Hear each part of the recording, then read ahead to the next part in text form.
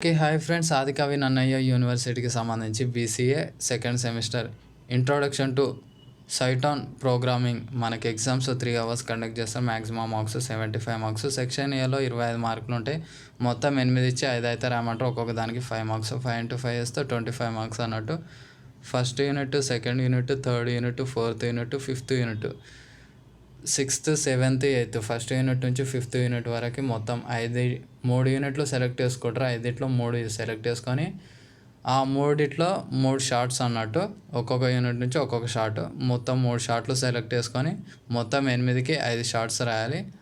Section B చూడండి, ఒక్కొక్క unit నుంచి 2 లాంగ్స్ వస్తాయి. ఒక్కొక్క యూనిట్ నుంచి ఒక్కొక్క లాంగ్ మాత్రమే రాయాల్సింది ఉంటుంది. 5 × 10 చేస్తే 50 మార్క్స్ అన్నట్టు.